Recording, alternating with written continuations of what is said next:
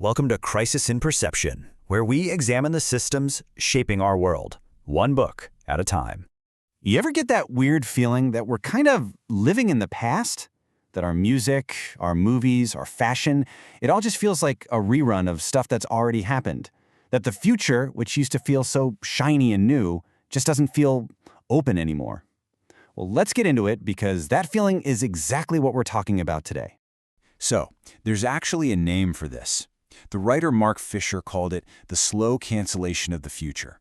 It's this powerful idea that our culture has kind of lost its ability to create anything genuinely new. Instead, we're just stuck in this endless loop, recycling and remixing styles from decades gone by. But why? Why is this happening? Well, according to Fisher, this isn't just some creative rut we're in. He argued that this cultural stagnation is a direct result of late capitalism. You know, the super advanced, globalized system we're all living in.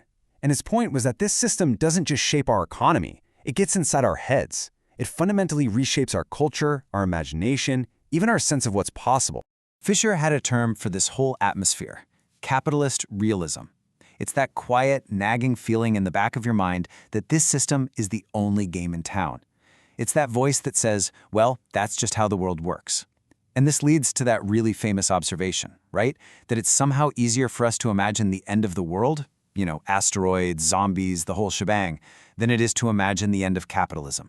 And this quote that Fisher uses just nails the logic perfectly.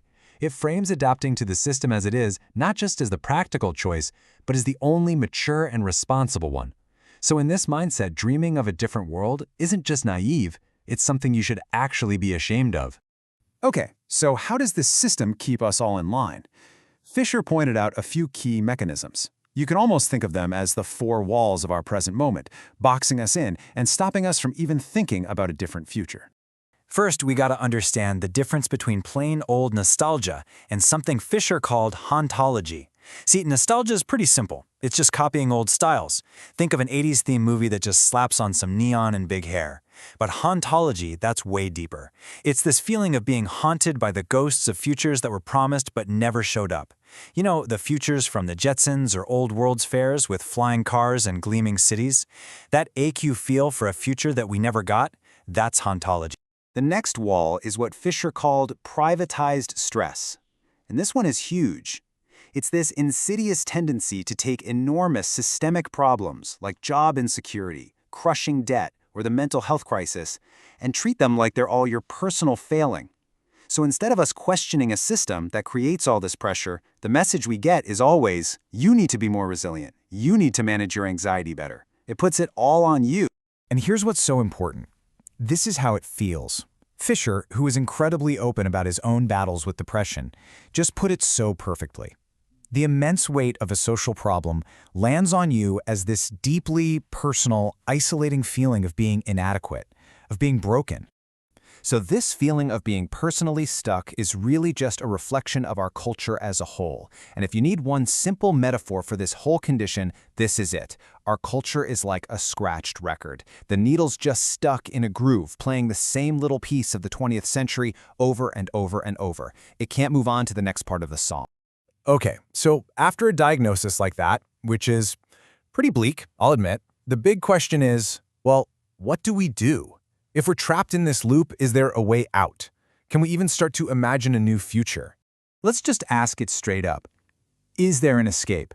Fisher's work seems to say, yes, there is. But the first step isn't what you'd think. It's not some grand political gesture. It's actually something a lot closer to home. It's a change in how we see things. Recovering the future kind of happens in 3 steps. First, we have to see the system. We have to realize together that our anxiety and our feeling of being stuck aren't just personal problems. They're symptoms of a much bigger logic. Second, we have to mourn the lost futures. We need to actually let ourselves feel sad for those optimistic possibilities that got shut down. And only then, Fisher says, can we get to the 3rd step, to demand the impossible again, to start dreaming big and fighting for alternatives, even if they seem crazy right now. Because just recognizing the cage you're in, that's the absolute first step to finding a way out.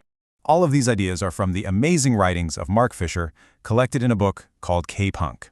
If anything we've talked about today has sparked your interest, I absolutely encourage you to go read it or borrow it from your library. It goes so much deeper into all of this. For the full, long-form deep dive into this book and its ideas, follow the link in the description.